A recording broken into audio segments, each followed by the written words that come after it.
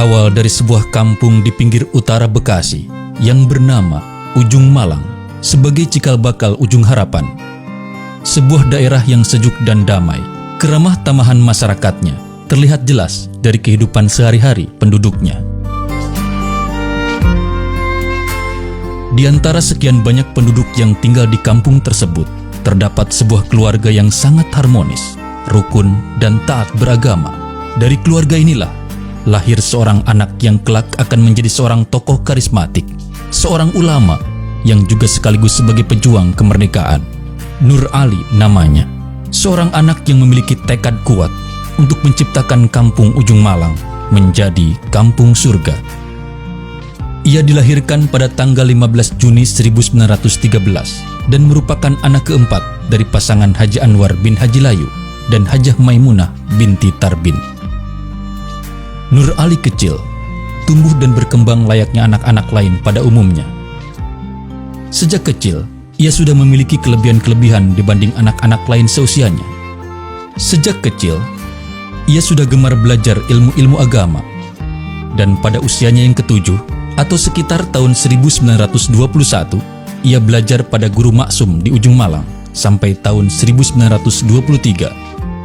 Kemudian pada tahun 1923 sampai tahun 1929, ia belajar pada Kiai Haji Mugni.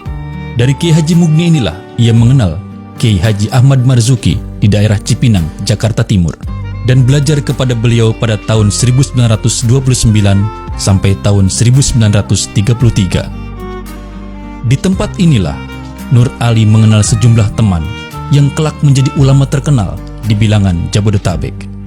Di antaranya adalah Abdullah Syafi'i, Abdurrahman Sodri, Mukhtar Tobroni, Hasbiallah, dan lain-lain. Bakat kepemimpinan Nur Ali memang sudah menonjol sejak kecil. Ia tak mau berada di belakang di saat bermain, sehingga dalam sebuah kesempatan, ia senantiasa menjadi pemimpin. Nur Ali muda, sangat haus dengan ilmu pengetahuan khususnya ilmu-ilmu agama.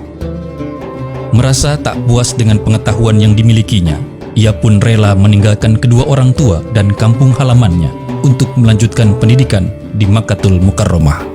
Berguru kepada Syekh Muhammad Ali Al-Maliki, Syekh Umar Hamdan, dan Syekh Muhammad Amin Al-Qutbi pada tahun 1933.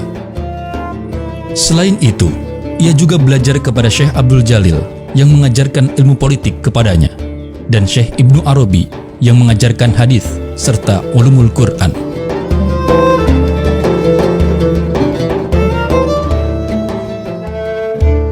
Setelah cukup lama ia meraguk ilmu pengetahuan di tanah kelahiran Nabi Muhammad SAW itu, Nur Ali kembali ke kampung halamannya awal tahun 1940. Kemudian ia membuka pengajian di masjid di samping rumahnya.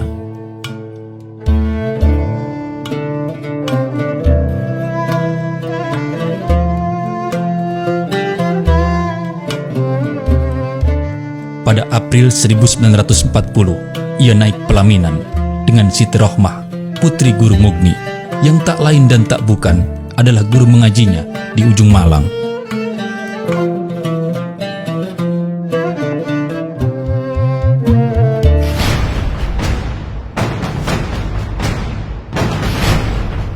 Tak lama kemudian, bala tentara Jepang masuk ke Indonesia. Kebijakan politik yang baru ini adalah merangkul umat Islam karena mereka melihat bahwa umat Islam merupakan mayoritas di Nusantara.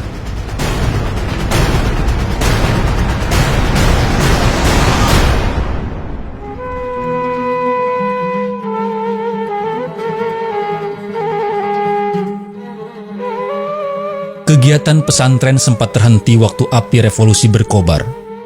Namun usai perang melawan Belanda, pesantren ini didirikan kembali dengan nama Sekolah Rakyat Islam atau SRI Ujung Malang. Pada masa itu, penanganan sehari-hari SRI Ujung Malang dilakukan oleh Kiai Haji Abdul Mugni, Yakub Gani, Muhyiddin Anwar, Haji M. Arsyad, Haji Abdul Somad Murdani, Kiai Haji Zunaidi, dan Rohiman. Dalam waktu 2 tahun, SRI Ujung Malang tak mampu menampung jumlah murid yang terus membengkak. Maka para pengurus SRI Ujung Malang memindahkan kegiatan belajar dari rumah Yakub Gani ke masjid yang sekarang menjadi Masjid Al-Baqiyatus Shalihat pada tahun 1952. Para alumni SRI inilah yang kelak menjadi cikal bakal tenaga pengajar di At-Taqwa, seperti Kiai Haji Tajuddin Marzuki, Kiai Haji Ahmad Rosidi HS, dan Kiai Haji Ma'ali Samsudin. Kiai Haji Nur Ali mendirikan Organisasi Sosial Pembangunan Pemeliharaan dan Pertolongan Islam atau P3 Islam Ujung Malang.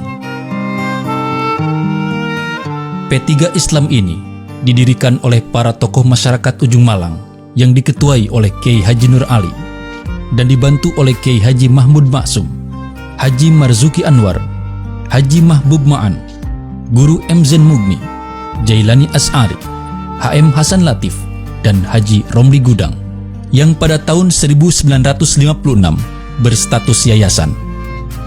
Tak ketinggalan, Kiai Haji Nur Ali memerintahkan Kiai Haji Abdurrahman untuk mendirikan pesantren Bahagia di Kampung 200. Selanjutnya, ia mendirikan Madrasah Tsanawiyah atau MTS dan Sekolah Persiapan Madrasah Menengah atau SPMM At-Taqwa. Sedangkan untuk pendidikan putri, pada tahun 1964 didirikan Madrasah Al-Baqiyatus Shalihat. Pada tahun 1986 terjadi perubahan dari Yayasan P3 Islam menjadi Yayasan At-Taqwa. Kemudian Kiai Haji Nur Ali melimpahkan tampuk kepemimpinan Yayasan At-Taqwa ini kepada anaknya, yakni Kiai Haji Muhammad Amin Nur. Namun beliau masih tetap mengajar sambil memberikan bimbingan. Imanun billah, satu ialah beriman pada Allah. Pokoknya beriman pada rukun iman yang 6 perkara itu termasuk pekerjaan yang paling apa? Sebab tanpa iman Islam tidak ada apa-apanya. Salat kita, puasa kita, ya, haji kita, zakat kita, tanpa iman itu nggak ada apa-apa. Baru ada maknanya pekerjaan Islam tadi kalau ada iman pokok. Tapi yang lain tanpa Islam juga nggak ada apa-apa lagi. Orang umpama dia berjuang, berjihad, berjariah, bersedekah, tapi sholat mah kagak, puasa kagak, zakat kagak, haji kagak, itu pun tidak ada maknanya lagi. Akhirnya, ulama besar ini berpulang ke rahmatullah pada tanggal 5 Mei 1991 Masehi, bertepatan pada tanggal 25 Rajab 1412 Hijriah. Dengan meninggalkan beberapa orang anak yang kini berperan aktif dalam membantu perkembangan Yayasan At-Taqwa. Mereka adalah almarhumah Hajah Faridah Nur, Hajah Solihah Nur BA, Kiai Haji Muhammad Amin Nur MA, Hajah Atikoh Nur MA, Hajah Ulfah Nur SAG, Kiai Haji Nurul Anwar LC, Hajah Wardah Nur LC, Hajah Aisyah Nur, Hajah Abidah Nur LC, dan Hajah Mahmudah Nur LC. Kini, sang singa Karawang Bekasi itu telah tiada. Namun perkampungan surga yang dibangunnya masih berdiri tegak di Kampung Ujung Harapan, Bahagia, Bekasi. Semoga harapan dan kebahagiaan senantiasa terpancar dari pesantren ini untuk selamanya.